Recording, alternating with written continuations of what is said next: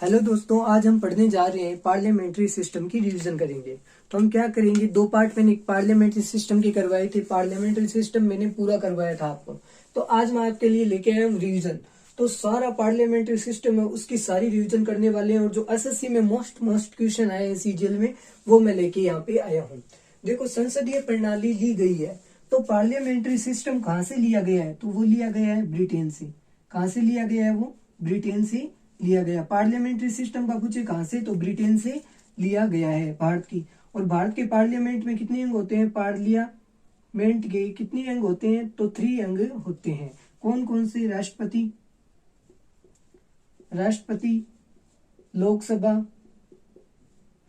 लोकसभा और राज्यसभा। तो ये क्या होते हैं? ये 3 अंग मुख्य प्रकार से होते हैं।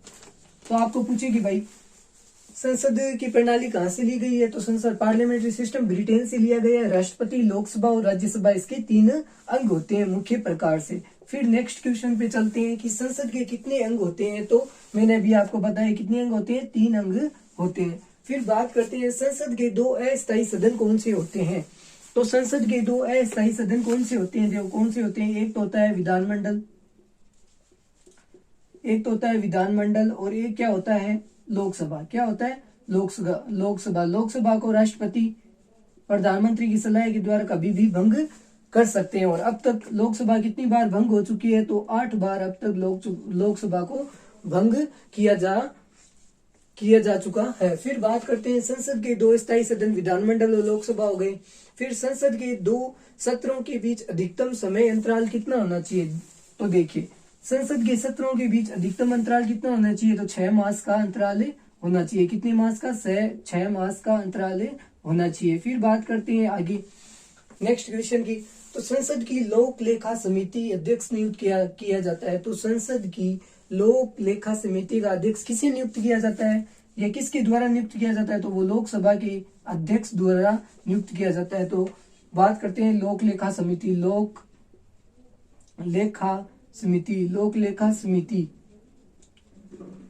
समिति के अध्यक्ष को किसके द्वारा नियुक्त किया जाता है? तो लोकसभा के अध्यक्ष द्वारा।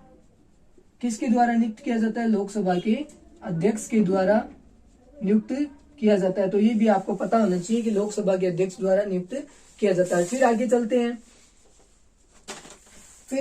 हैं कि भाई संसद का सदस्य न होने पर भी संसद को संबोधित कर सकता है। तो ऐसा कौन सा व्यक्ति होता है भारत का जो संसद का सदस्य भी नहीं है और संसद को संबोधित भी कर सकता है? तो वो है अटॉर्नी जनरल। भारत का कौन सा? वो होता है अटॉर्नी जनरल। भारत का अटॉर्नी जनरल जो क्या कर सकता है? सदस्य न होते हुए भी संसद को संबोधित कर सकता है। और अटॉर्नी जनरल होगा ये किस आर्टिकल में है? तो आर्टिकल 76 के अंदर लिखा हुआ है कि भारत का एक अटॉर्नी जनरल होगा।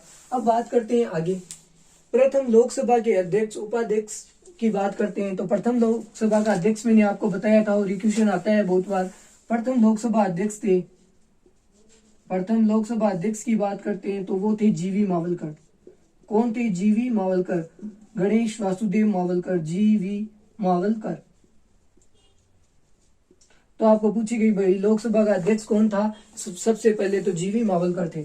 फिर बात करते हैं उपाध्यक्ष की। तो फर्स्ट उपाध्यक्ष कौन थे? तो अनंत शयनम थे। कौन थे? अनंत शयनम कौन थे? उपाध्यक्ष लोकसभा के थे। फिर बात करते हैं, अब थोड़ा लोकसभा की बात आई तो मैं आपको बता देता हूँ। लोकसभा की देखो, लोकसभा में कुल सीटें कितनी होती है? तो अधिकतम सीटें होती है 552। अगर अधिकतम का पूछिए मैक्सिमम कितनी होती है? 552 होती है। और अभी वर्तमान में कितनी है? तो 545 है। फिर बात करते हैं कि सीटें कैसे डिवाइडेशन होता है सीटों का। तो देखो 552 में होती है 530 राज्यों की। तो 530 किन की होती है? राज्यों की।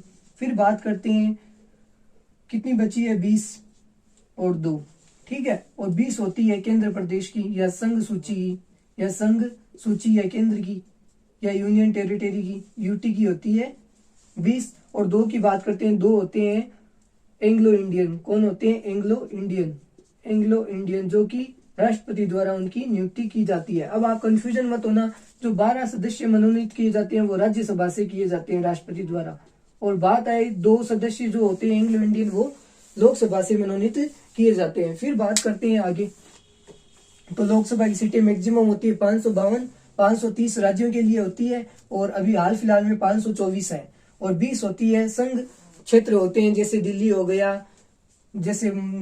गया, अंडमान निकोबार हो गया, तो उनके लिए होती है 20, और 2 होते हैं एंग्लो इंडियन। तो 20 में से अभी 19 संघ सूची की सीटें हैं।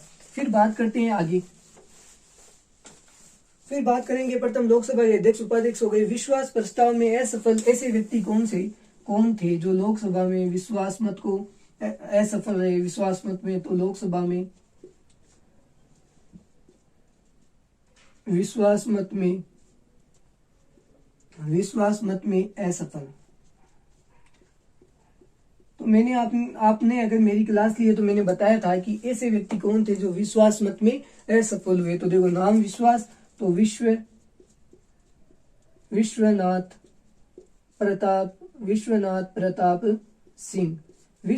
प्रताप सिंह ऐसे व्यक्ति थे जो लोकसभा में विश्वास मत प्राप्त करने में असफल रहे थे। अब बात करते हैं कि ऐसे पीएम कौन थे लोकसभा के सदस्य जो बहुत ही कम समय के लिए क्या रहे थे, प्रधानमंत्री रहे थे। तो वो थे अटल जी। मात्र कितने दिन? 13 दिन। मात्र कितने दिन रहे थे? 13 दिन रहे थे। और सबसे जो लोकसभा में कभी भी उपस्थित नहीं हुए ऐसे कौन थे पीएम? वो थे मोरारजी देसाई। कौन थे? मोरारजी देसाई। सॉरी, चौधरी चरण सिंह। कौन थे? चौधरी चरण सिंह। श्रीमान चौधरी चरण सिंह जी ऐसे व्यक्ति थे या पीएम थे, वो लोकसभा में कभी भी उपस्थित नहीं हुए थे। फिर बात करते हैं, विश्वास मत हो गया। अब आगे चलते हैं। दोनों सदनों के संयुक्त अधिवेशन को बुलाता है। दोनों सदनों के संयुक्त अधिवेशन को कौन बुलाता है? तो वो बुलाते हैं राष्ट्रपति। कौन बुलाते हैं? राष्ट्रपति बुलाते हैं दोनों सदनों के संयुक्त अधिवेशन को। संयुक्त अधिवेशन को कौन बुलाते हैं? दोनों सदनों के राष्ट्रपति बुलाते हैं। फिर बात करते हैं, संसद में गणपूर्ति सदस्यों की संख्या कितनी होती है? तो गणपूर्ति मैंने बताया था, कितना होता है गणपूर्ति सदस्यों की संख्या संसद में? वो होती है 1/10। 1/10 भाग क्या होती है? गणपूर्ति सदस्यों की संख्या होती है। अगर लोकसभा की बात करते हैं तो गणपूर्ति सदस्य अभी वर्तमान में 550 सीटें हैं, तो 1/10 निकालो, कितने आते हैं? तो कितने सदस्य आते हैं? 55 सदस्य आते हैं। तो ऐसे ही पूछ सकता है कि कितने सदस्य होंगे, तो 55 सदस्य होते हैं। फिर बात करते हैं, संसद की सबसे बड़ी कमेटी कौन थी? तो संसद की सबसे बड़ी कमेटी कौन थी? वो थी प्राक्कलन समिति। सबसे बड़ी कमेटी संसद की बात करें, संसद की सबसे बड़ी कमेटी 80 में आया हुआ है। सबसे बड़ी कमेटी की बात करते हैं तो वो कौन थी? वो थी प्राक्कलन समिति।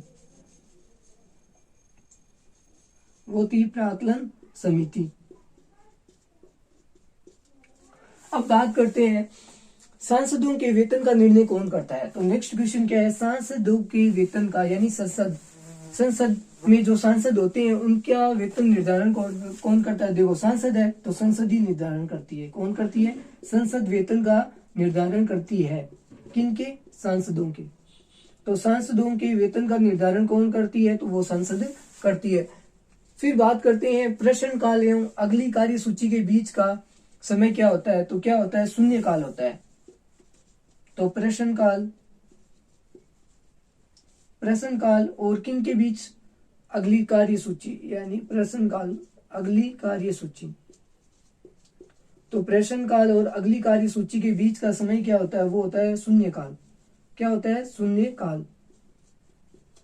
तो उसे हम क्या कहते हैं? शून्यकाल कहते हैं। और कितने घंटे का होता है? 1 घंटे का होता है। फिर बात करते हैं आगे, राज्यसभा का सभापति, कार्यकाल और अनुच्छेद और सीटें बतानी है हमें कि राज्यसभा का कार्यकाल बताओ, सभापति बताओ। तो देखो, सभापति राज्यसभा का कौन होता है? राज्यसभा।